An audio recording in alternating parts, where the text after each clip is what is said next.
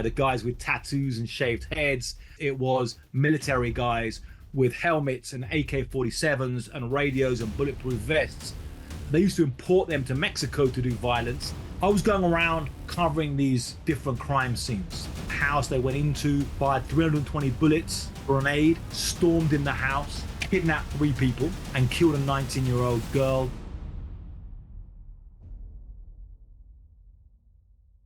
I was going around covering these different crime scenes.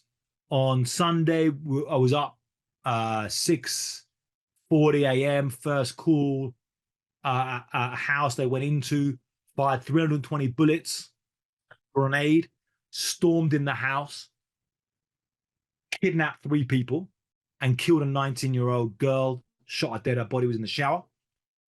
From there, we ran, we drove fast, another scene of 5 bodies dumped. They all had sombrero hats on them, and I'll talk about the significance of that in a second.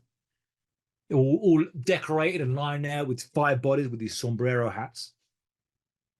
From there to another scene where there was a house shot up, and from there went to another scene with a naked body dumped. So there's 4 scenes we went to before even 10 a.m. So we'd have breakfast, and we're like, scene. And people are seeing this, and they're all terrified. And this war could be just beginning.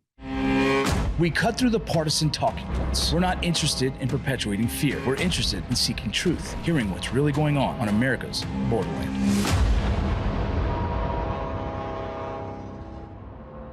Welcome to Borderland, an Ironclad original. My next guest is Ioan Grillo. He is a journalist out of Mexico City. He has spent most of his career documenting the Narco lifestyle and the cartel. And currently he's been boots on the ground in Sinaloa, recording and documenting the aftermath after El Mayo's arrest. You guys check out our conversation.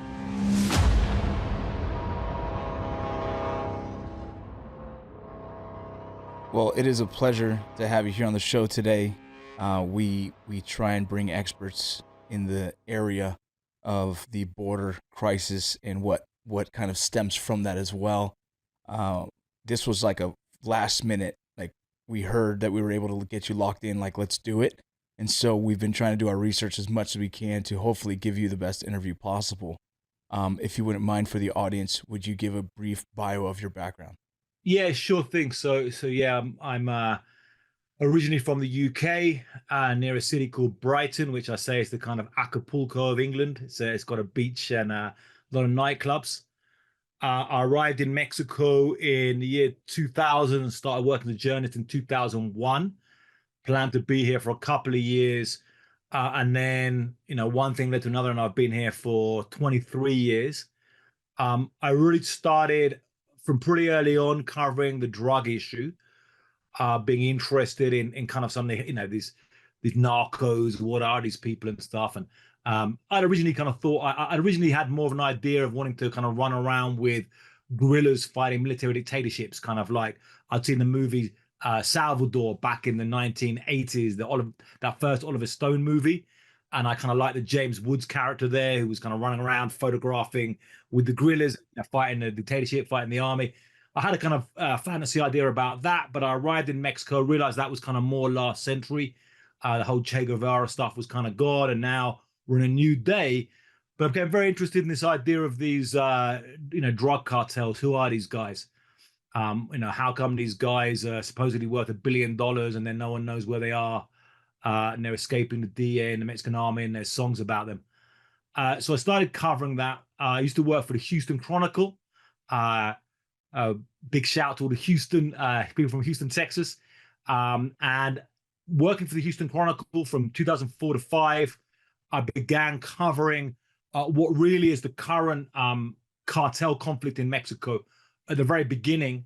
And it really began in that border of Nuevo Laredo, Mexico, and Laredo, Texas, around the 2004 to 5 period. And this was when you start to see the Zetas, who were former military guys. I'm sure a lot of your audience will know about them. Guys who defected or were hired out of the Mexican military, defected to the Gulf cartel, and they started really doing this crazy stuff and started changing the cartel war in Mexico. So instead of being like beforehand, the kind of gang bangers that you know from growing up in Los Angeles, the guys with tattoos and shaved heads. They used to import them to Mexico to do violence. Some of the guys from San Diego and stuff, the Logan Heights crew. It used to be that kind of generation, these tough gang members, they were considered tough. It changed, and it wasn't gang members with pistols and knives. It was military guys with helmets and AK-47s and radios and bulletproof vests. And that became the paramilitarization of organized crime. So I covered that there and got this kind of first look into that, you know. And then as the years went on, it became bigger and bigger, spreading across Mexico. And so then I wrote a first. I thought I can't only do this in like news stories and newspaper stories or TV news segments. I need to write books about this. I need to do bigger things. So I wrote my first book, El Narco, in 2011, and then carried on books, documentaries onto my fourth book. Now I'm working on and still covering this crazy conflict that's now been going on for you know almost 2 decades.